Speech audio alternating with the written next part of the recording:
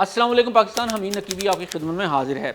नाजरीन, एक तरफ ईरान और अमेरिका के दरमियान जंग जारी है, दूसरी तरफ ईरान के इत्तेहादी यमन के हौसी अचानक सऊदी अरब के ख़िलाफ़ बहरी नाकाबंदी का ऐलान कर देते हैं।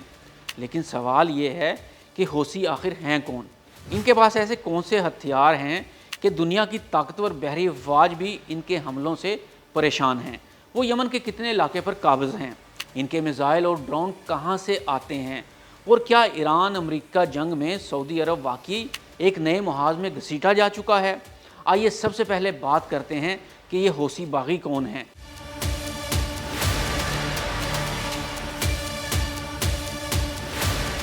हौसी तंजीम का सरकारी नाम अंसारुल्लाह है।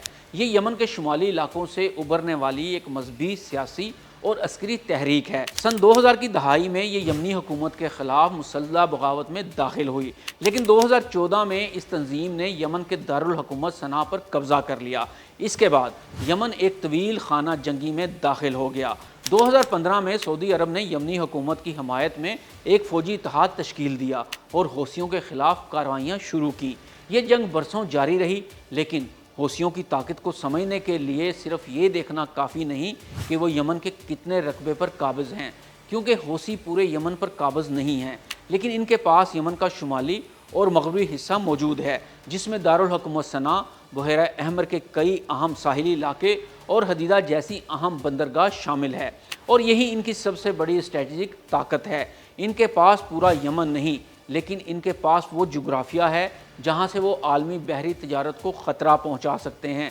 अब आते हैं असल सवाल पर, इनके पास हथियार कहाँ से आए? हौसियों के पास बैलिस्टिक मिज़ाइल हैं, क्रूज़ मिज़ाइल हैं, एंटी शिप मिज़ाइल हैं, खुदकुश ड्रोन्स हैं, निगरानी के ड्रोन्स हैं, साहली रेडार हैं और ऐसे बहरी ड्रोन्स और तेज़ रफ्तार कश्तियाँ भी हैं जिन्हें समुंदर में हमलों के लिए इस्तेमाल किया जा सकता है। यही वजह है कि इन्हें सिर्फ एक रवायती बागी गिरोह समझना ख़तरनाक गलती होगी।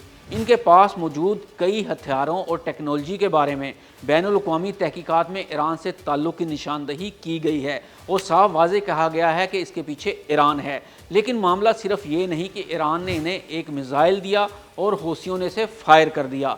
असल मॉडल इससे बहुत ज़्यादा पेचीदा है।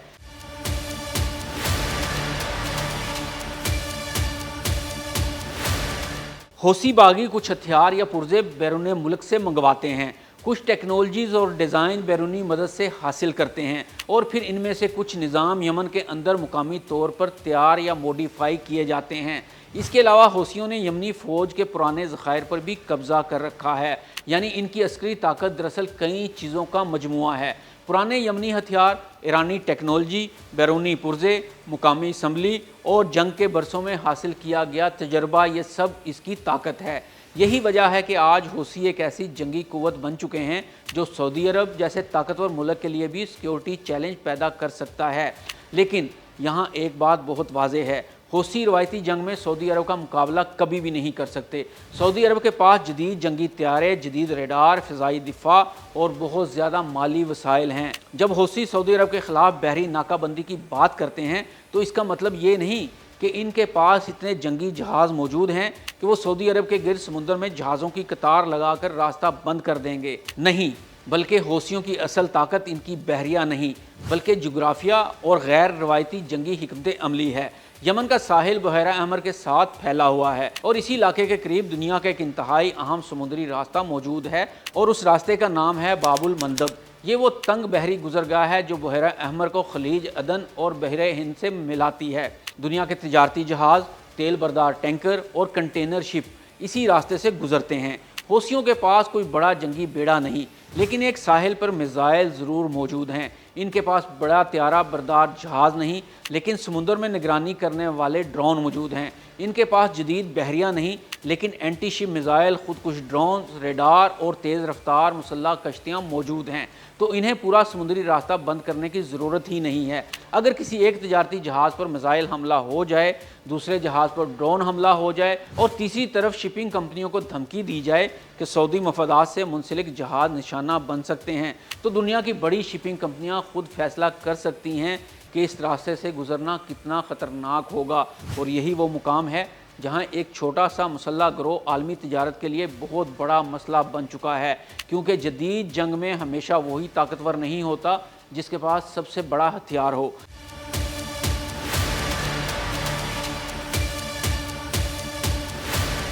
اگر سوال یہ ہے کہ کیا حوثی سعودی عرب کو روایتی فوجی جنگ میں شکست دے سکتے ہیں تو جواب واضح طور پر ہے نہیں۔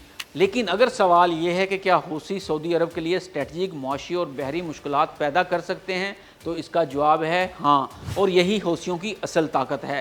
حوثیوں کا مقصد شاید سعودی عرب پر قبضہ کرنا نہیں، ان کا مقصد یہ ہو سکتا ہے کہ سعودی مفادات، تیل کی ترسیل اور بحری تجارت کو اتنا خطرناک بنا دیا جائے کہ سعودی عرب کو اپنے وسائل دفاع پر خرچ کرنا پڑے اور عالمی مارکیٹ میں بے یقینی پیدا ہو جائے۔ اب ذرا اس بحران کو ایران امریکہ جنگ کے تناظر میں دیکھیں۔ اگر ایران اور امریکہ کے درمیان جنگ بڑھتی ہے، اگر خلیج میں آبنائے ہرمز متاثر ہوتی ہے اور اسی طرح حوثی باب المندب کو بھی خطرناک بنا دیتے ہیں، تو دنیا کے دو انتہائی اہم سمندری چوک پوائنٹ ایک ہی وقت میں بحران کا شکار ہو سکتے ہیں۔ ایک طرف خلیج فارس سے نکلنے والی توانائی کی سپلائی متاثر ہو سکتی ہے، دوسری طرف بحیرہ احمر سے گزرنے والی عالمی تجارت کو خطرہ لاحق ہو سکتا ہے۔ اس صورتحال میں صرف سعودی عرب یا یمن متاثر نہیں ہوں گے، تیل کی قیمتیں بڑھ سکتی ہیں، شپنگ کے اخراجات بڑھ سکتے ہیں، انشورنس مہنگی ہو سکتی ہے، سامان کی ترسیل میں تاخیر ہو سکتی ہے اور دنیا کے کئی ممالک میں مہنگائی کا دباؤ بڑھ سکتا ہے۔ اس لیے حوثیوں کا یہ اعلان صرف یمن اور سعودی عرب کے درمیان ایک نیا تنازع نہیں سمجھا جا سکتا، یہ دراصل ایک بڑے سوال کی گھنٹی ہے کہ کیا ایران امریکہ جنگ اب خلیج فارس سے نکل کر بحیرہ احمر تک پھیل رہی ہے، اور اگر ایسا ہوا تو کیا سعودی عرب صرف ایک فریق کا اتحادی رہے گا یا پھر وہ خود بھی جنگ کا براہ راست میدان بن جائے گا؟ کیونکہ حوثیوں کے پاس سعودی عرب جتنی فوج نہیں، لیکن ان کے پاس میزائل ہیں، ڈرون ہیں، ساحلی پوزیشنز ہیں، باب المندب کے قریب جغرافیائی برتری ہے اور سب سے اہم عالمی تجارت کو متاثر کرنے کی صلاحیت ہے۔ اب اصل امتحان سعودی عرب اور اس کے اتحادیوں کا ہے، کیا وہ حوثیوں کے میزائل اور ڈرون حملوں کو روک سکیں گے؟ جی ہاں، سعودی عرب حوثیوں کا مقابلہ ضرور کر سکے گا، کیونکہ سعودیہ کے پاس ایک پروفیشنل آرمی ہے اور اس کے اتحادیوں کے پاس بھی جدید ترین اسلحہ اور بہادر فوج بھی موجود ہے۔ حمید نقیبی کو اجازت دیجیے، اللہ حافظ۔